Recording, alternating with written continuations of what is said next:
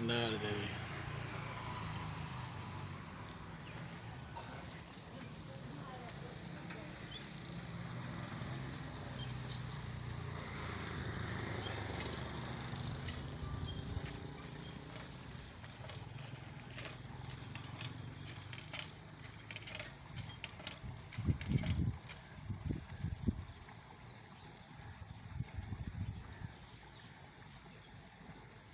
नहर पानी आ रहा जी।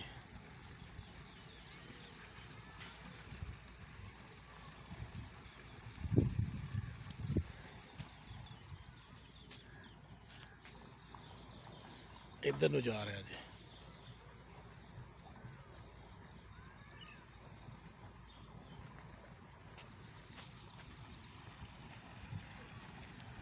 नाल हो जाएगा जिथे पानी डिग रहा।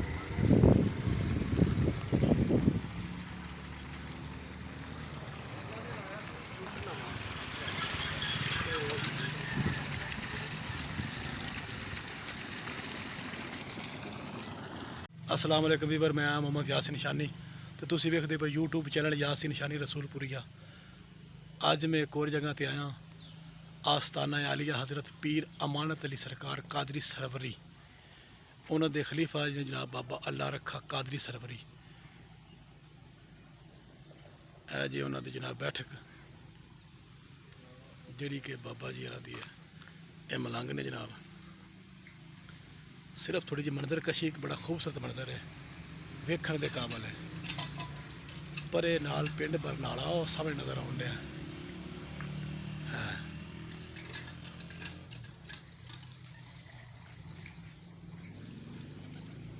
सिर्फ थोड़ा मॉल विखाने वास्ते मैं काम किया कि मॉल बड़ा खूबसूरत है, बड़ा जटका मॉल, पुराना मॉल। आ कबूतर ने जनाब उन्होंने जी बाबा अल्लाह रखा जी बैठे ने, जेह्ड़े कि नौकरी दे रहे हैं सरकारों की। दरख्त बड़े खूबसूरत ने।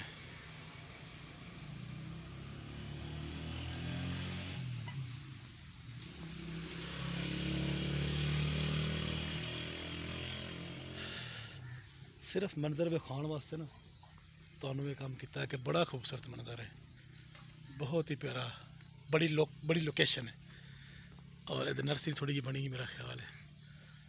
आ देखो परे बाग अमरूदां दा।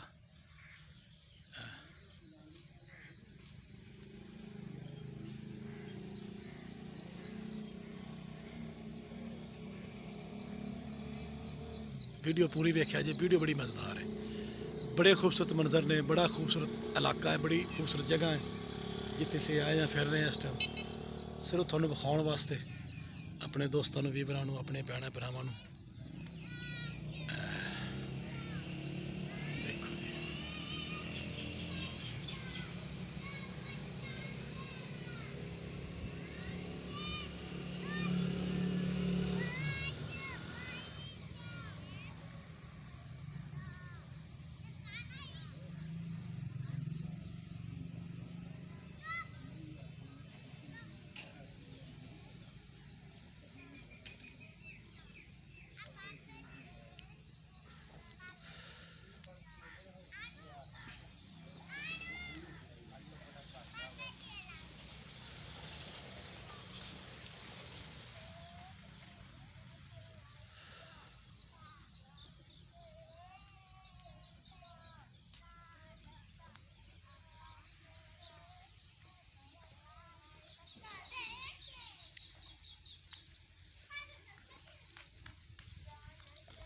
अस्सलाम वालेकुम बाबा जी, बड़ी मेहरबानी, बहुत मेहरबानी जनाब।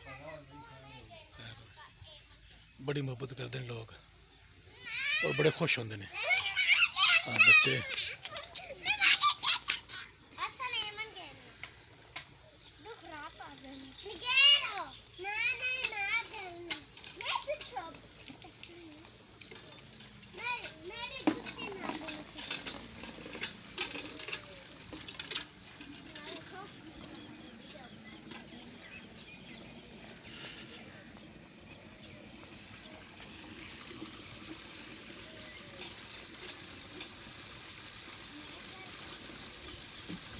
मेरे नबी का झंडा ਸੁਭਾਨ ਅੱਲਾਹ।